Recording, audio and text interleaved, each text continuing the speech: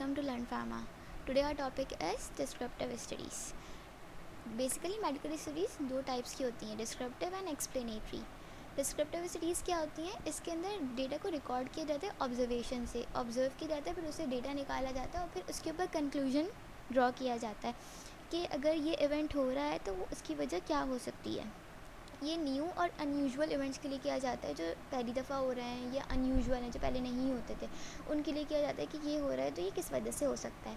इससे हम बेसिकली करते क्या, एक हाइपोथेसिस जनरेट करते हैं जो बाद में जाकर फर्दर टेस्टिंग होकर पता चल सकता है कि हाँ इस इवेंट के पीछे यही रीज़न था या नहीं था. इसकी बेसिकली दो टाइप्स होती हैं, dealing with individuals, dealing with populations. जब हम इंडिविजुअल्स के साथ डील करते हैं तो ये केस रिपोर्ट्स और केस सीरीज़ बनती हैं. जब हम पॉपुलेशन के साथ डीलिंग कर रहे होते हैं, सर्वेलेंस और इकोलॉजिकल स्टडीज़ होती हैं. केस रिपोर्ट्स क्या होता है, जब हम एक इंडिविजुअल पेशेंट्स को अलग अलग करके देख रहे होते हैं कि एक पर्टिकुलर ड्रग या ग्रुप ऑफ ड्रग यूज़ करने के बाद कैसा एडवर्स इवेंट आ रहा है, क्या एडवर्स इवेंट आ रहा है. इसके अंदर हम ड्रग इंटरेक्शन ही बता सकते हैं possibly.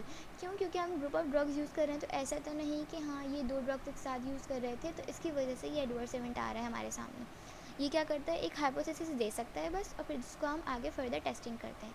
Now what is case series? Case series क्या होती हैं? ये कंबाइन हुआ होता है सेवरल केस रिपोर्ट्स, क्योंकि इसके अंदर क्या होता है, सीरीज़ या ग्रुप्स ऑफ पेशेंट्स होते हैं जिनको हम किसी पर्टिकुलर ड्रग या ग्रुप ऑफ ड्रग से एक्सपोज करवाते हैं और फिर उनको ऑब्जर्व करते हैं. इसके अंदर हम लोग जो पुरानी हिस्ट्रीज होती हैं पेशेंट्स की जिनको सिमिलर आउटकम्स हुए थे उनको भी एग्जामिन कर लेते हैं. ये भी सिर्फ एक हाइपोथेसिस दे सकता है.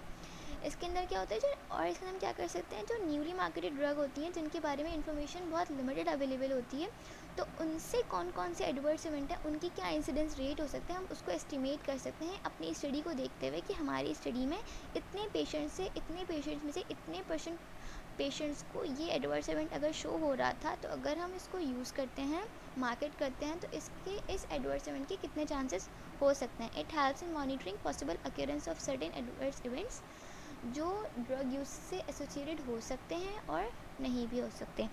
Surveillance and ecological study. Surveillance में हम क्या करते हैं, जो पब्लिक के हेल्थ इश्यूज़ होते हैं हम उसको सिस्टमेटिकली ट्रैक और मॉनिटर कर रहे होते हैं कि हाँ पब्लिक को ये हेल्थ इश्यूज़ हो रहे हैं तो ये कैसे हो रहा है, क्या हो रहा है, हम इसको पूरी सिस्टमेटिकली ट्रैक कर सकते हैं.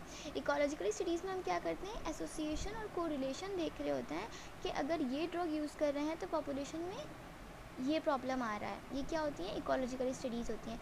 इन दोनों स्टडीज़ के लिए हमें जो डेटा चाहिए होता है वो ऑलरेडी हमारे पास अवेलेबल होता है. लेकिन अब क्या है, डिस्क्रिप्टिव स्टडीज़ की कुछ लिमिटेशंस हैं.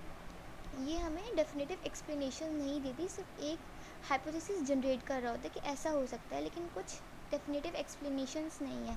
इसके अंदर हम लोग क्या करते हैं, सिर्फ एक हाइपोथेसिस को जनरेट करते हैं लेकिन हाइपोथेसिस को टेस्ट नहीं करते, और ये हमें कोई कॉज नहीं बताता. हम पॉसिबली रीजन देख रहे होते हैं कि किस वजह से ऐसा हो सकता है.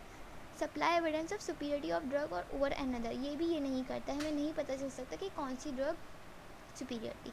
Observe outcome might not be related to expose drug. ऐसा भी हो सकता है कि जो हम ड्रग चेक कर रहे थे कि इसकी वजह से तो ऐसा नहीं हो रहा, या इसकी वजह से तो ये एडवर्स इवेंट नहीं हो रहा, हो सकता है एडवर्स इवेंट आ रहा हो लेकिन उस ड्रग की वजह से नहीं आ रहा हो. Thank you. अगर आपको ये वीडियो समझ आई है, पसंद आई है, तो प्लीज़ मेरे चैनल को सब्सक्राइब कीजिए, इस वीडियो को लाइक कीजिए एंड शेयर कीजिए. Thank you.